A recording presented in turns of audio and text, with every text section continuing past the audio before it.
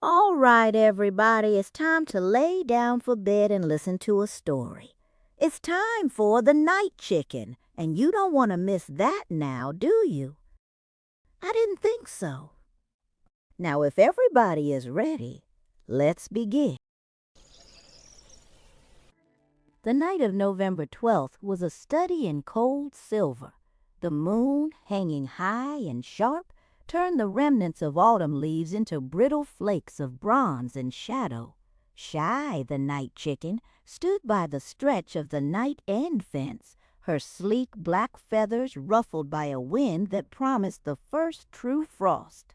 She had checked the perimeter with the meticulous eye of a guardian, but a chill deeper than the weather settled around her heart. It was the quiet kind of loneliness that sometimes whispered when the farm was utterly silent, a fleeting memory of warmth she no longer possessed. A good night for curl-ups, wouldn't you say, Night Chicken? Shorty the cat padded up beside her, his torn ear twitching. He knew Shy moods better than anyone.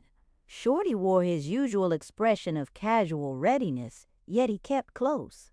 Skinny the raccoon, who had been investigating a fascinatingly sticky puddle, joined them, hoisting his red and white checkered bandana higher on his neck. I say we retreat to the shed. I have a theory that dried sunflower heads make excellent late-night hats. Shy chuckled, the sound small and dry like the rustle of dead corn stalks. The garden shed it is, then. When they arrived at their base, the weathered, wonderful garden shed, Shy stopped short, tucked neatly right beside the cracked step where she always placed her tiny crescent moon pendant before resting, was an arrangement. It was not a pile of scraps or a forgotten tool. It was an intentional, quiet collection of kindness. First, there was a perfectly smooth river stone, warmed slightly by something that felt like dried moss, and tied with a single sage-green thread. It was the color of Mrs. Greenfeather faint-tinted feathers. Beneath the stone was a small, tightly folded piece of dried grass. When Shy carefully unfolded it with her beak, she saw a miniature drawing, a faint charcoal sketch of a soaring wing and a tiny, watchful eye. It was signed with 3 precise musical dots, the signature of Echo the Cricket. Next to the stone sat a tiny, empty acorn cap. But inside it wasn't empty. It was packed with the sweetest, smallest wild berries, polished and ready for snacking.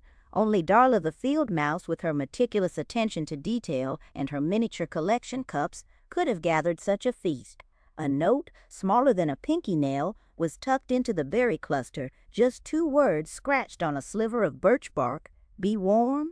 Shy felt the sharp, cold loneliness melt away, replaced by an astonishing, profound warmth. These were not gifts given directly. They were offerings left under the cover of darkness, anonymous acknowledgments from the farm world that knew the legend of the night chicken. Well, look at that, Shorty murmured, his green eyes reflecting the moonlight. He understood. These were small, brave acts of remembrance. The farm knew Shy had gone, but they also knew something precious had stayed. Skinny, already sampling a berry with a delighted sniff, grinned. They certainly know how to set a table for heroes. Shy gently placed the smooth river stone against the silver feather marking on her chest. The green thread, so simple, felt like a powerful binding. She had left her old life behind, yes, but her loyalty to the farm, her defense of the soft, sleeping night, had created bonds far stronger than any lock on a coop door. As Shy settled down for her much-needed rest, sharing the sweet berries with her 2 dearest friends, she realized the night was never truly silent. It was filled with the soft sounds of hearts remembering her name, of tiny, thoughtful gestures whispering across the dark fields. And with that knowledge, the looming promise of frost no longer felt like a threat, but simply a clean, clear blanket waiting to tuck in the brave. That's the end of tonight's story. And now comes my favorite part. Let's close our eyes, listen to some soft music, and dream about Shy's next adventure. And while she's out there defending the night, we can sleep easy, knowing she's there, keeping us safe. Sleep tight, everyone, and don't bite any bed bugs.